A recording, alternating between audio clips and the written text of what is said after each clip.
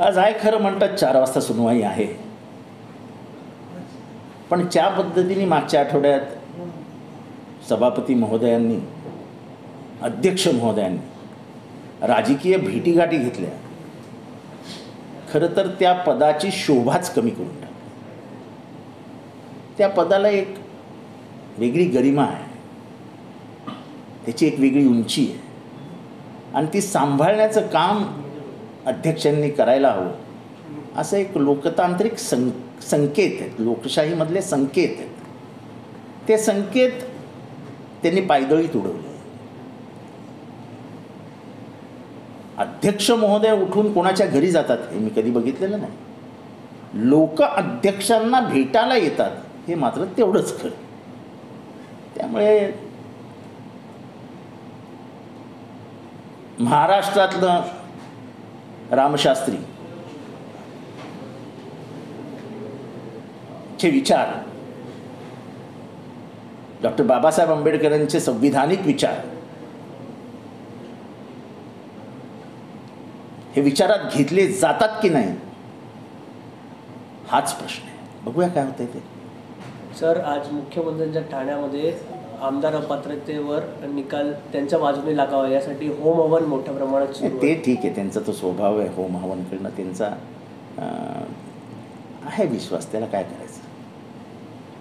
Sir, आणि त्यांना यश पण मिळतंय, त्याच्यामुळे कदाचित त्यांचा विश्वास अजून वाढत चालला असेल. सुनील केदार सुटले याचा मला आनंद आहे.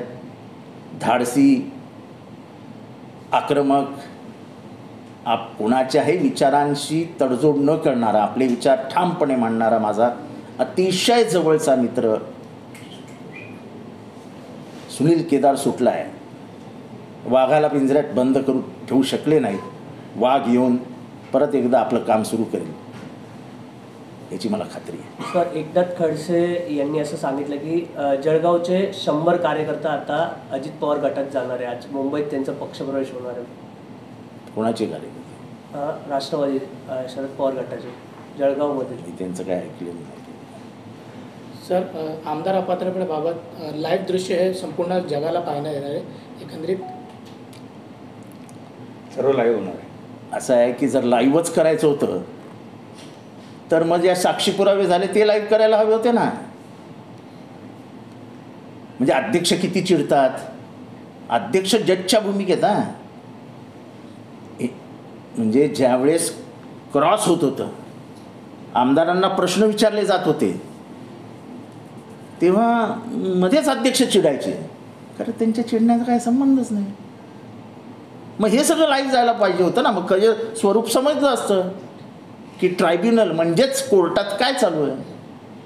आता तुम्ही काय निकाल वाचणार तो तुम्ही जगाला दाखवणार, म्हणजे तुम्ही या देशाच्या चीफ जस्टिसपेक्षा मोठे झाले आहात. सर, तलाठी परीक्षामध्ये मोठ्या प्रमाणात घोटाळा झालेला आहे. अरे घोटाळे सरकार, या सरकारचं नावच घोटाळेबाज सरकार आहे. ते कर्नाटकामध्ये 40% घ्यायचे, इथे तर 50%चा रेट झाला आहे. 200 मार्क्सच्या पेपरमध्ये 214 मार्क्स पडलेले आहे. आता तुम्हीच विचार करा आणि सांगा की 200 मार्काच्या पेपरमध्ये 214 मार्क पडतात. आता हसायचं का रडायचं?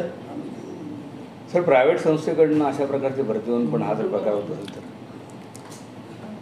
असं आहे की सेटिंग, फिटिंग, कटिंग, CTF वर सरकार चालू आहे. सेटिंग, SC, कटिंग आणि फिटिंग. सेटिंग लावायचं, कटिंग करायचं आणि मग फिटिंग करून घ्यायचं. ह्याच्यावरती सरकार आहे. सर, हिंदीमध्ये सर, MLA डिस्क्वालिफिकेशन